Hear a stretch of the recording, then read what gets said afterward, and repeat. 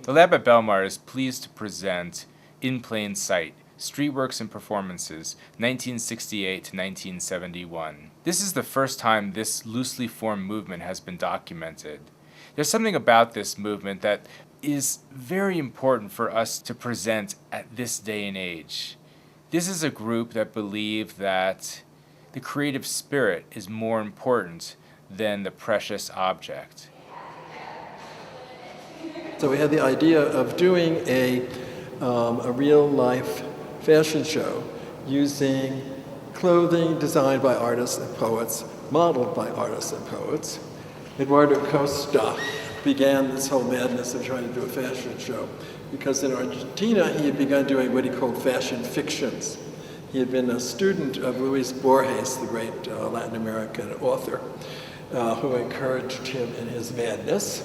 And the one thing led to another, and he fashioned a kind of ear cuff out of 14 karat gold, which was then placed on a model and photographed by Richard Avedon, and was on the cover of Italian Vogue.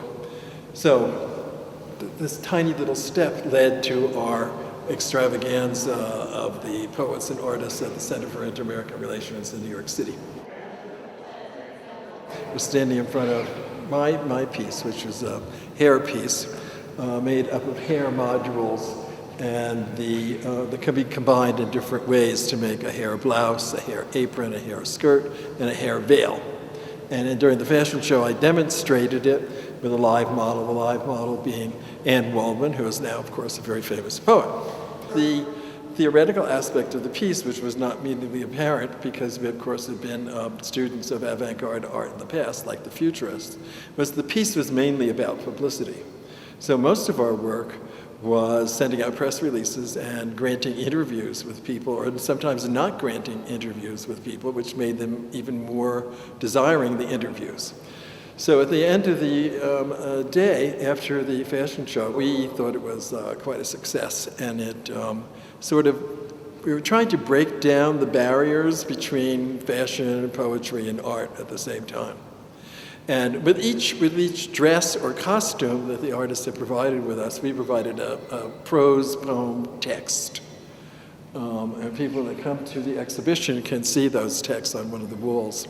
Shortly after, we enlarged our group to include Vita Wakanchi, Bernadette Mayer, Marjorie Strider, and Scott Burton.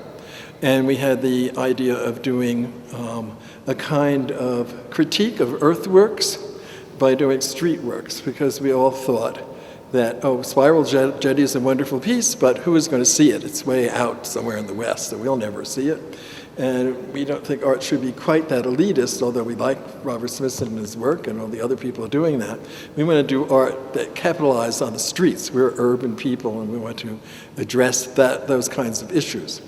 So we began meeting in my tiny little apartment in the West Village, plotting out what this kind of manifestation would be. This was the first one, Saturday, March 15th in 1969.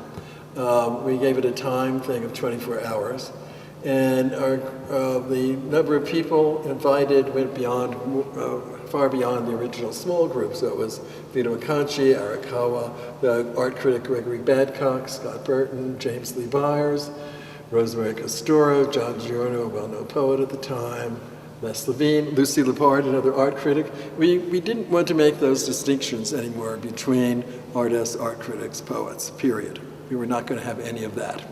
And in fact, the response was very enthusiastic, and everybody we asked did wonderful street works.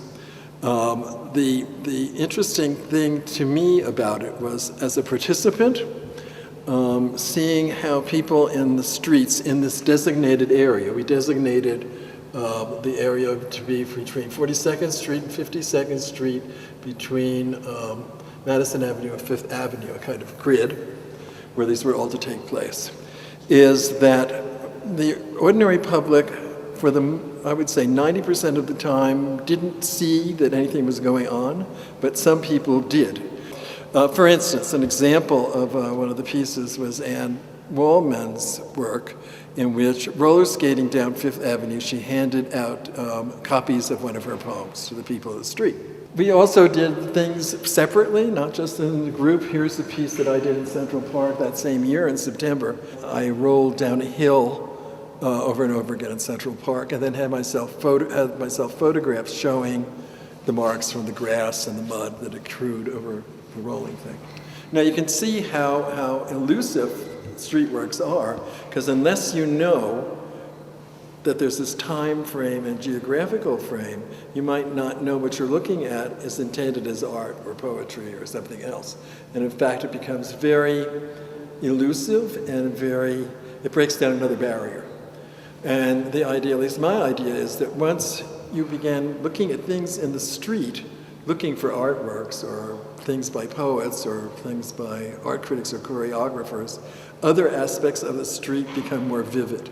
The very act of looking for art makes you see things in a new way that you normally would not look at in that way. I'm standing in front of Vito Acconci's trademarks from 1970. Along with participating with the rest of the group at Streetworks, Vito was developing very singular groups that he later became known for. In fact, he's known for as being a pioneering body artist. And this is the piece in which he bites his various parts of his body, all the places that he can reach with his teeth, so that his body is marked by his own teeth. And the piece now exists, or the residue of the piece, depending how fancy you want to be about it, in terms of just this documentation. And this is one of his rare early pieces that's not in a private collection. So there's crudely typed descriptions of the piece, handwritten notes, and then photographs he had himself taken biting himself.